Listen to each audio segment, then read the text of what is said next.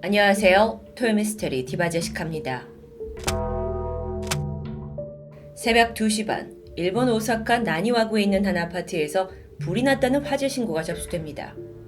불꽃이 시작된 곳은 4층 가정집인데 서둘러 소방관들이 출동해 화재를 진압했고 다행히 주위로 큰 불이 번지는 건 막을 수 있었습니다. 최초 발화 지점인 4층 집에 들어가 보니까 안타깝게도 이미 숨이 끊어진 2명의 여성이 있었습니다. 화재로 사망을 한 걸까? 경찰이 자세히 살펴보던 중 두 여성 모두에게 칼에 찔린 상처를 발견합니다. 2005년 11월 17일 발생한 화재와 사망. 경찰은 사건의 내막을 알아내기 위해 4층 가정집을 정밀 조사하기 시작했습니다. 그리고 찾아낸 2가지 특이점이 있었는데 내부에 있던 저금통이 없어졌다는 것, 그리고 사망한 여성 피해자들에게 성폭행의 흔적이 있었다는 겁니다. 즉 이건 단순 화재가 아니라 범인이 금품을 감취한 후에 여성들을 폭행하고 방화를 벌인 아주 심각한 사건이었습니다. 즉각 수사가 진행되었고 다행히 얼마 지나지 않아 범인이 검거됩니다. 그가 발견된 곳은 의외의 장소였죠. 바로 현장에서 불과 200m 떨어진 공원입니다. 범인은 여기서 노숙을 하고 있다가 탐문 중이던 경찰에게 발각이 되었고 이내 순순히 범행을 자백했는데요. 그렇다면 범인의 정체가 노숙자? 근데 갑자기 노숙자가 가정집에 침입을 했다? 이제부터 예상보다 더 복잡한 이 사건의 전말이 시작됩니다. 우선 피해자 여성 둘은 친자매였습니다. 25살의 언니 우에하라 아스카, 그리고 19살의 동생 우에하라 치히로. 둘 다 아주 성실히 삶을 살던 사람들입니다. 언니 아스카는 친구와 함께 회사를 차릴 꿈을 가지고 이 사업 자금을 마련하기 위해 식당에서 알바를 하고 있었고요. 동생 치히로 역시 간호사의 꿈을 안고 이 전문 학교에 입학을 하기 위해 하루하루 열심히 돈을 벌던 중이었습니다. 사건 당일 언니 아스카는 평소처럼 일을 마치고 집으로 향했죠. 하지만 그날 그녀를 쫓던 이가 있습니다. 칼과 망치를 들고 있던 범인. 조용히 아스카를 따라붙으면서 집 앞까지 미행을 했죠. 그걸 전혀 눈치채지 못했던 언니 아스카가 현관문을 여는 순간 범인은 순식간에 뒤에서 습격을 합니다. 그렇게 25살 아스카는 그 힘을 이기지 못하고 그대로 집 안으로 밀쳐져 버렸는데요. 내부로 들어온 범인은 아스카를 방으로 밀어넣었고 칼로 가슴을 공격했습니다. 그녀가 의식을 잃자 끔찍한 겁탈까지 서슴지 않았죠. 이 참극이 벌어진 지 10분 후, 당연히 안에서 어떤 일이 벌어지는지 상황을 전혀 모르던 동생 치히로가 현관문을 열고 들어옵니다. 범인도 당황했겠죠. 하지만 그는 즉각 동생을 제압했고요. 10분 전 언니에게 저지른 똑같은 범죄를 반복했습니다. 정말 너무도 열심히 살아가던 두 자매에게 한순간에 닥친 끔찍한 비극이었죠. 모든 걸 마친 범인은 이 집 베란다에서 담배 한 대를 피는 여유까지 부립니다. 그리고 나서 증거인멸을 위해 아파트에 불을 지른 후 도주했죠. 이건 일명 오사카 자매 살인 사건으로 불리고 있는데요. 아주 극악무도한 사건입니다. 그래서 검거된 범인, 25살의 남성 야마지 유키오. 근처에서 노숙을 하던 그를 검거했는데 경찰이 처음에는 워낙 이 살해 방식이 잔인했기 때문에 자매들과 그가 어떤 원한 관계가 있다라고 생각했습니다. 하지만 놀랍게도 유키오와 자매는 전혀 알던 사이가 아닙니다. 그러니까 이게 그야말로 묻지마 살인이었던 거죠. 그런데 이것뿐만이 아니었습니다. 이후 조사를 통해 그의 과거가 드러나게 되는데 여론은 또 한 번 뒷목을 잡게 되죠. 알고 보니까 유키오의 살인이 이번이 처음이 아니었던 겁니다. 그의 첫 번째 범죄는 겨우 16살 때였습니다. 유키오는 굉장히 불우한 가정에서 성장했습니다. 아버지는 어릴 적부터 손찌검을 했고 굉장히 폭력적이었는데 그가 알코올 중독으로 세상을 뜨자 어머니와 단둘이 힘들게 살아오게 됩니다. 그 삶이 학비조차 제대로 내지 못해서 학교에서 노골적인 차별을 견뎌야 했고요. 또 중학교 시절에는 반에서 왕따를 당하면서 거의 학교를 나가지 않게 되죠. 결국 그는 고등학교 진학을 포기하고 알바를 전전했습니다. 그런데 이 상황 속에서 유키오 엄마는 재혼을 계획하고 있었습니다. 그러니까 당장 새 남자를 만나서 결혼을 하겠다라는 건데 그러고 보니 아들 유키오는 걸림돌이었죠. 사실 지금껏 이 집안이 가난에 허덕이던 진짜 이유는 엄마 때문이었습니다. 버는 족족 돈을 다 써버렸기 때문에 생활비가 모자라는 겁니다. 그래서 기본적인 전기세나 가스비가 몇 달이나 밀리는 건 다반사였어요. 이런 상황 속에서 모자의 관계는 점점 극악으로 치닫고 있었죠. 한편 유키오는 당시 마음에 품고 있던 한 여성이 있었습니다. 아무리 불우한 환경이었지만 충분히 로맨스야 가능하죠. 그런데 엄마는 아들의 사생활에 간섭을 하더니 급기야 스토킹에 가까운 집착을 보여줍니다.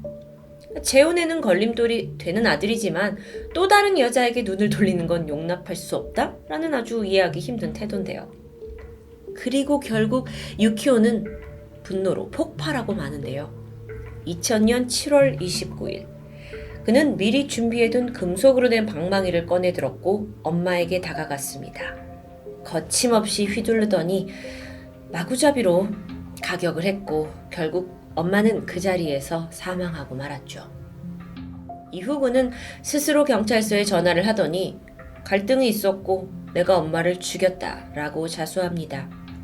16살 소년이 엄마를 살해했다. 즉각 이목이 집중될 수밖에 없는 사건이겠죠. 유키오는 존속살인이라는 이 끔찍한 이름에 걸맞는 죄값을 받았을까요? 아닙니다. 아마 예상하셨겠지만 당시의 유키오는 미성년자였고요. 그를 신문했던 판사 또한 아직 갱생의 여지가 있다고 판단하면서 그는 소년원에 들어갑니다. 물론 이때 유키오를 상담했던 정신과 의사는 이 결정에 반기를 들기도 했습니다. 정말 갱생의 여지가 있는지 아주 의심스럽다는 소견을 냈지만 이게 받아들여지지 않았던 겁니다. 소년원에 들어간 유키오. 이후 예상대로 살인을 반성하는 모습은 일절 없었습니다. 그렇게 곧 세상에 다시 나오겠죠. 그는 3년 2개월 만에 가석방되었고요. 출소 후에는 곧장 한 범죄 조직에 들어갑니다. 이 조직이 파친코의 그 슬롯머신을 조작해서 불법으로 돈을 벌고 있던 사람들입니다.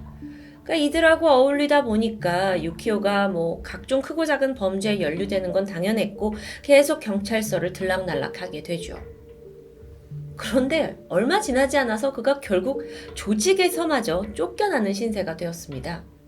그 이유에 대해서는 정확히 밝혀지지 않았는데 어쨌든 더 이상 갈 곳이 없던 그는 거리에서 노숙 생활을 시작합니다. 그런데 하필 그가 노숙 생활을 하면서 떠돌던 이 동네가 우에하라 자매가 살던 아파트 근처였던 겁니다.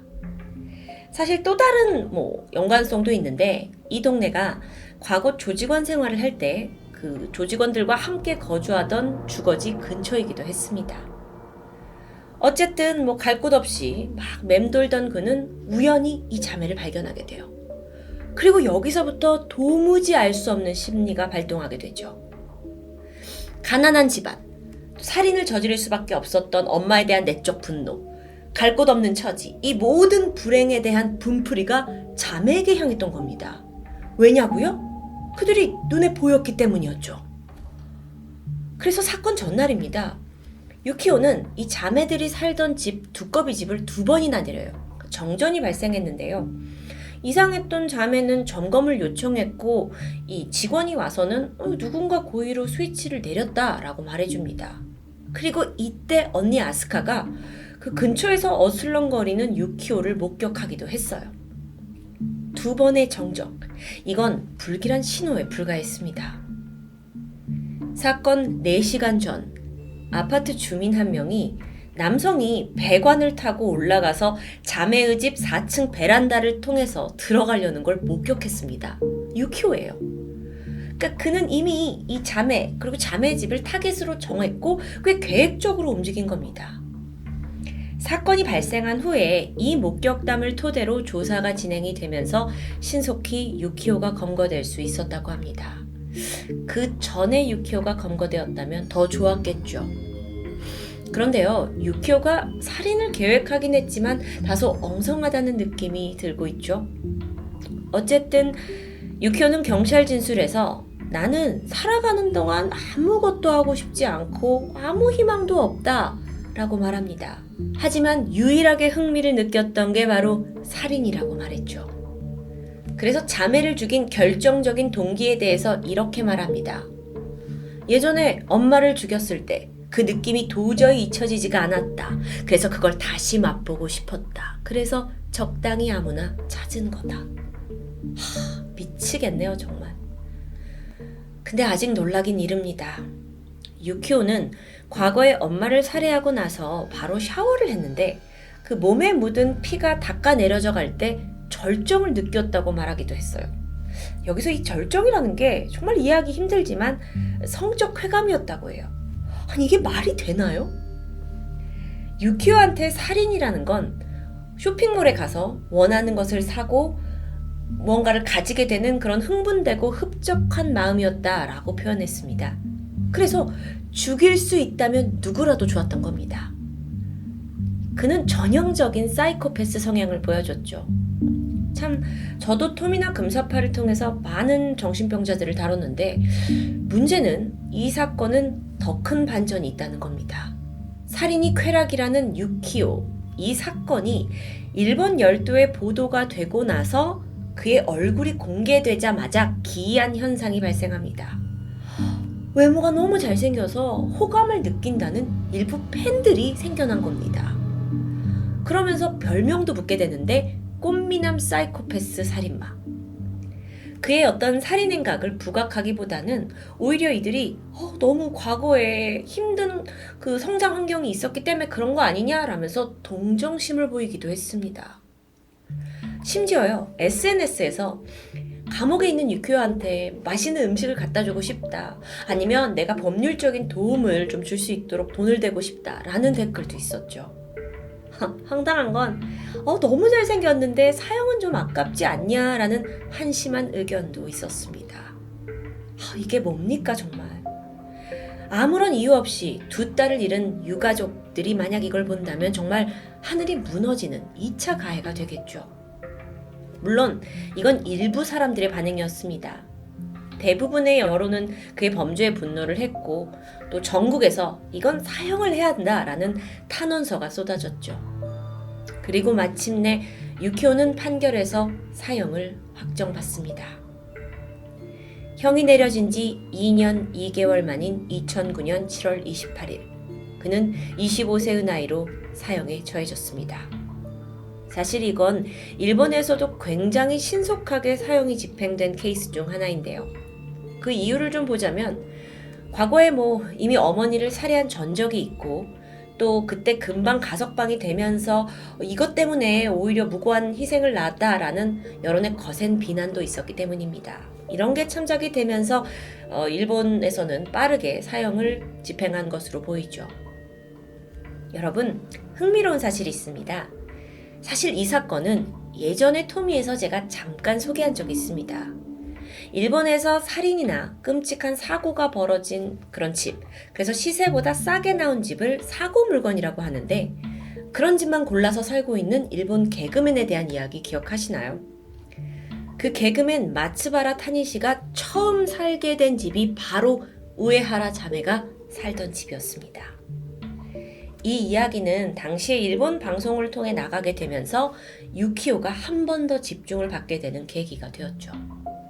혹시 그 영상을 보고 싶으신 분들을 위해서 위에 카드 클릭하시면 바로 연결될 수 있습니다. 마지막으로 사이코 유키오가 재판에서 내뱉은 말을 되짚어보려고 합니다. 그냥 사형을 시켜줘요. 나는 어차피 태어나서는 안 되는 인간이에요. 이 말에 대해서 어떤 사람들은 사형이라는 게 결국 그가 선택한 자살의 방법이 아니냐라고 해석하기도 했습니다. 자살?